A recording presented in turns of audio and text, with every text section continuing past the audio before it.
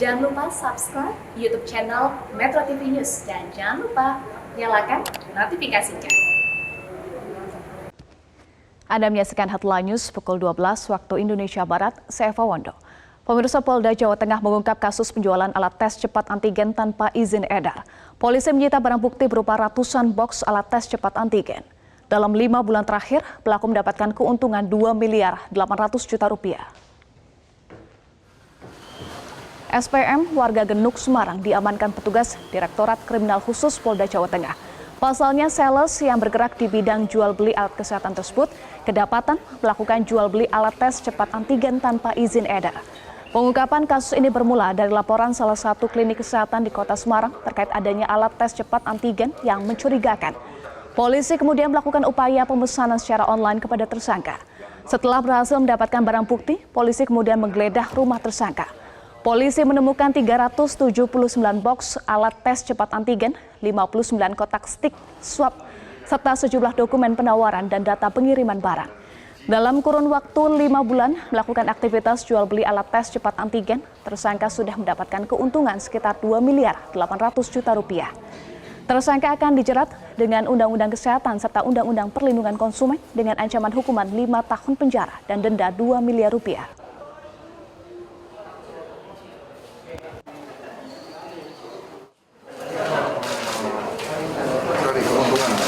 Dari keuntungan yang sudah diedarkan berapa jumlah untuk wilayah? Sekitar 20 karton. 20 karton ya.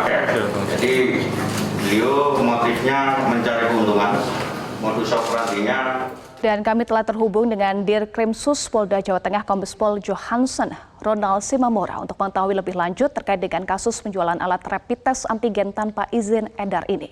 Pak Ronald, selamat siang. Selamat siang Mbak Eva. Ya, Pak Ronald, bagaimana perkembangan terkini dari penemuan kasus penjualan alat tes rapid antigen hingga saat ini selain menetapkan tersangka? Ya, terima kasih Mbak Eva. Perlu kami sampaikan bahwa kasus ini sudah lama kita dalamin bahwa benar atas dua dari salah satu klinik yang ada di Semarang di mana ada salah satu masyarakat bukan rapid test antigen diduga akurasinya tidak baik. Kemudian kita melakukan mencoba melakukan undercover buy pemesanan lewat online dan kita temukan bahwa alat rapid test antigen tersebut tidak memiliki izin edar. Kemudian kita melakukan pengembangan, temukan si pelaku atau tersangka ini memiliki gudang dan kita lakukan penggeledahan dan penyitaan. Kemudian setelah kita meminta pendapat ahli dari Kemenkes dan LP2K bahwa setiap alat kesehatan ini wajib memiliki izin edar sebelum diedarkan. Kemudian juga bahwa kita kenakan pelayanan perlindungan konsumen, di mana ancaman hukuman bahwa berdasarkan pasal 106 dan 197 ini adalah 15 tahun maksimal, kemudian 5 tahun perlindungan konsumen. Demikian, Mbak.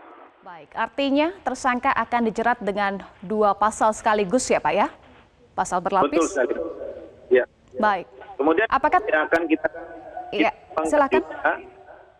Kita akan kembangkan bahwa di mana yang bersangkutan memesan barang. Nah, ini kita akan tindak lanjuti untuk kita proses lanjut. Baik, Pak, apakah tersangka dalam melakukan penjualan tersebut bekerja seorang diri atau memiliki tim? Tersangka ini ada tim. Jadi dia selain sales, dia memiliki kurir yang mengantar barang. Pada saat kita periksa, memang kurir kan tidak tahu menanggung. Jadi disuruh dia melaksanakan, diberi ongkos dan sebagainya. Sehingga tersangka ini yang untuk sementara ini baru 1 orang yang kita tetap tersangka atas nama SPM ini. Baik, lalu berapa saksi yang sudah diperiksa Pak dan kemungkinan adanya tersangka baru dalam kasus ini? Saksi yang sudah kita periksa ada 6 Mbak. Kemudian 6 saksi ada 2 ahli yang kita periksa. kalinya dari Kemenkes dan dari LP2K. Kemungkinan untuk tersangka lain kita masih didalamin oleh penyidik. Nanti akan kami sampaikan kalau memang sudah perkembangan lain.